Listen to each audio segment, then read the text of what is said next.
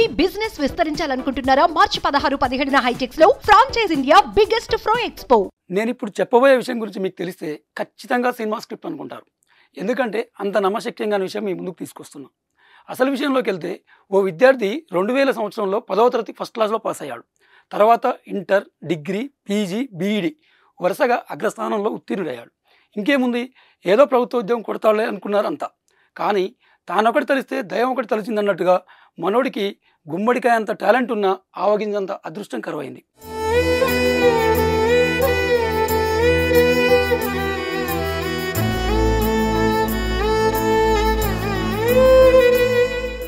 ఏ competitive exam రాసినా 1.5 మార్కుల తేడాతో దగ్గరికి వచ్చిపోయాయి. దీనికి తోడు అగ్రవర్ణానికి చెందిన వ్యక్తి కావడంతో రిజర్వేషన్ కూడా కలిసి రాలేదు. 1 కాదు 2 కాదు, 10ల సంఖ్యలో ప్రభుత్వ జాబులు దగ్గరికి వచ్చి వెళ్ళాయి. అసలే పేద కుటుంబం, పరీక్ష ప్రిపరేషన్ కావాల్సిన డబ్బులు లేకపోవడంతో ప్రైవేట్ టీచర్గా జాయిన్ అయ్యాడు.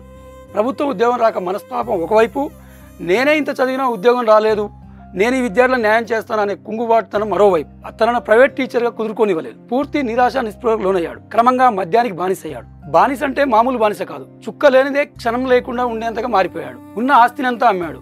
వృద్ధులైన తల్లిదండ్రులు అడ్డు చెప్పలేకపోయారు. చివరాఖరికి వైన్ షాప్ దగ్గర మనోడు కనిపిస్తే తెలిసిన వాళ్ళంతా పరారయ్యేలా దిగజారిపోయాడు.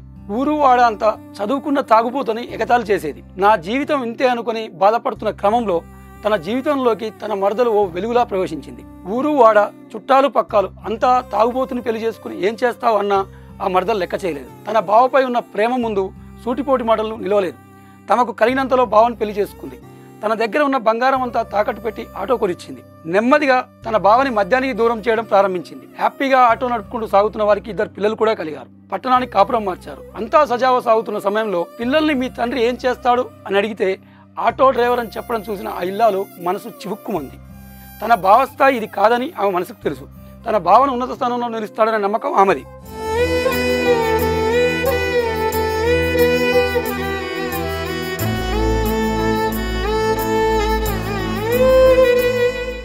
కారు చీకట్లో కాంతి వెలుగుల సరిగ్గా అదే సమయానికి గురుకుల పాఠశాల ఉపాధ్యాయ నియామక నోటిఫికేషన్ వచ్చింది.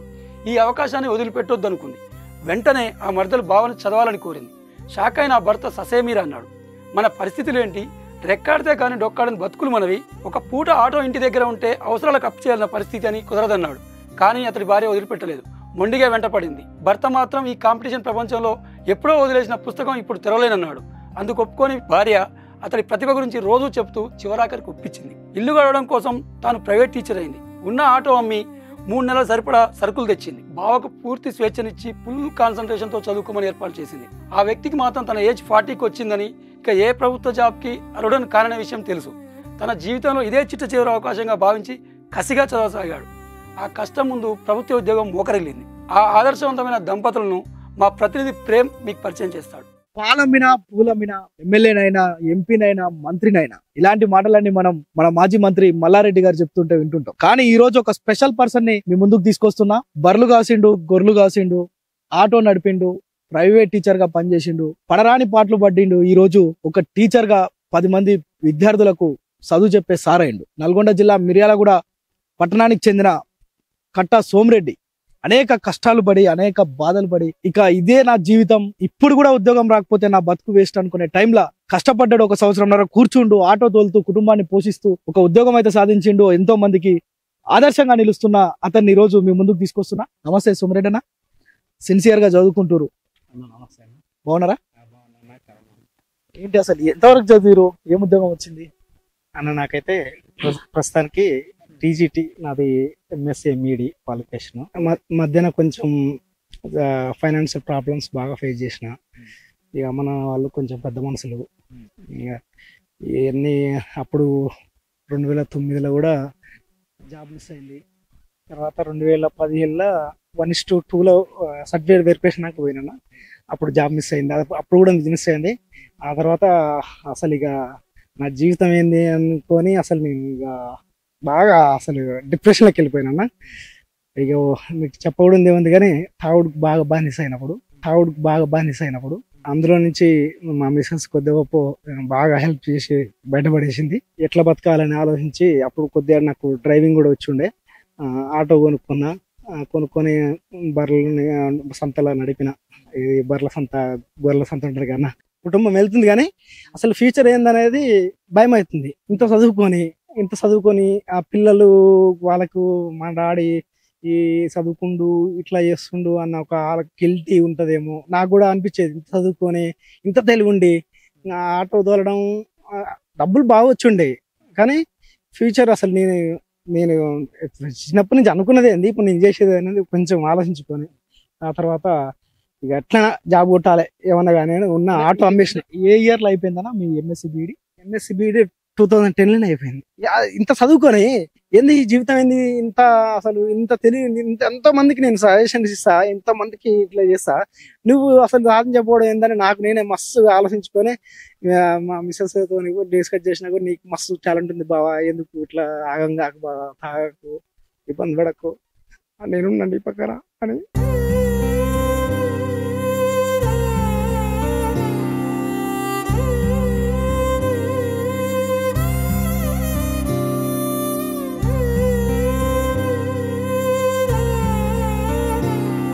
ఫైనల్ గా అయితే సంతోషం అన్న, జాబ్ వచ్చింది. మాకు ఇంతకన్నా ఎక్కువ ఏం కావాలి. ఆర్డర్స్ తీసుకున్నాను.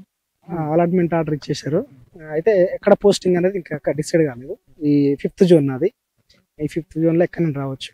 ఇన్ని కష్టాలు ఏడుస్తూ ఆ బాధను వెళ్ళగక్కుతున్న పరిస్థితి ఉంది. అయితే నిజంగానే ఫ్యామిలీ సపోర్ట్ ఎట్లా ఉంది, ఆయన ఎట్లా కష్టపడేవారు కూడా ఒకసారి మాట్లాడి తెలుసుకుందాం. చెప్పమ్మా, ఎట్లా ఉండేవారు మీ భర్త మీతోటి?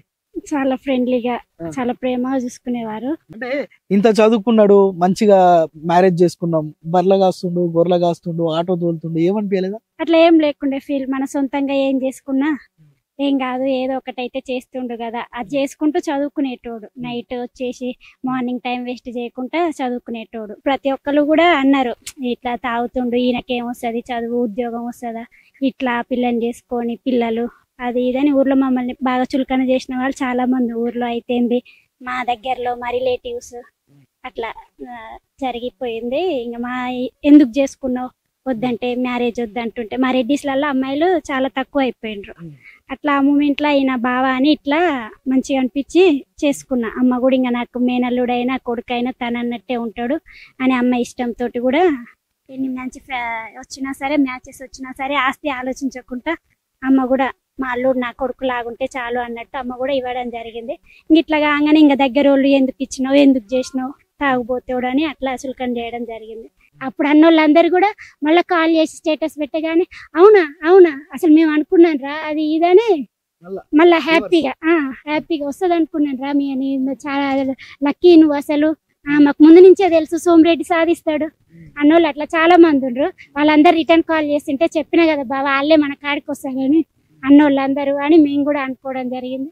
ముందు చెప్పినావా వాళ్ళంతా అన్నోళ్ళంతా మన దగ్గరకు వస్తారు, మనమే వెనకకు పోవద్దు అని చెప్పినావా? ధైర్యం ఇచ్చినావా? ఇచ్చిన. ఆయన డ్రింక్ చేసేటప్పుడు అదే చెప్పిన, నువ్వు డ్రింక్ ఆఫ్ చెయ్యి, నువ్వు ఏది చేసినా సరే నీకు టాలెంట్ ఉంది, ఏదో ఒకటి చేస్తావు, అన్నోళ్ళందరూ మన దగ్గరికి రావాలి, ఇప్పుడు అంటుండ్రు అనవసరంగా చేసుకున్నావా అని, రేపటి నాడు వాళ్ళే అంటారు అని నేను చాలా చెప్పేసిన. ఆయన కూడా విన్నాడు. ఇప్పుడు అదే నిజమైంది. చాలా మాటలే నిజమైనాయి, నువ్వు అనబట్టే నిజమైంది అనిపిస్తుంది. చాలా మంది ఇప్పుడు రావడం, ఫోన్ కాల్స్, చాలా హ్యాపీగా అనిపిస్తుంది. ఏ పేరు నాని పేరు? హర్షిత్ రెడ్డి. మంచిగా చదువుకుంటున్నావా? మీ డాడీ ఇప్పుడు ఏం చేస్తున్నాడు? టీచర్ జాబ్ చేస్తున్నాడా? నీకు తెలుసా? ఎట్లా తెలుసు? మా డాడీకి వాళ్ళు స్కూల్కి పోయినా. స్కూల్కి పోయినావా? మీ డాడీ డ్రైవర్ కదా? చిన్నప్పుడు డ్రైవర్, పెద్దనంగా టీచర్ జాబ్ చేస్తాడు. Very good. మరి నువ్వేమవుతావు? ఆర్మీ పోలీస్ అవుతావా? దానికి చాలా కష్టపడాలి తెలుసా? కష్టపడతావా? డాడీకి ఉద్యోగం వచ్చింది కదా, హ్యాపీనా?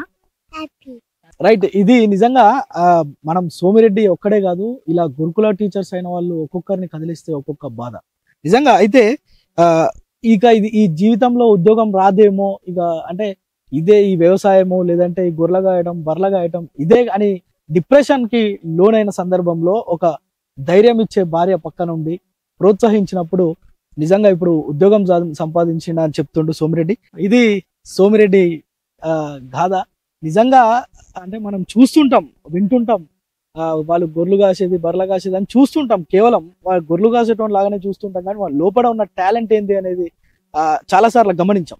అయితే ఇలాంటి కష్టాలు పడి బాధలు పడ్డ వాళ్ళు ఎంతో మంది ఉద్యోగాలు సాధించినప్పుడు నిజంగా వారికి మోరల్ గా సపోర్ట్ చేసిన వాళ్ళు వెనకంగా ఉండి ఇట్లా ఉద్యోగాలు సంపాదించి వాళ్ళు చెప్పుకోలేనంత ఆనందాన్ని వ్యక్తపరుస్తున్న పరిస్థితి అయితే ఉంది. కెమెరామెన్ సాయితో ప్రేమ్, సుమన్ టీవీ, నల్గొండ.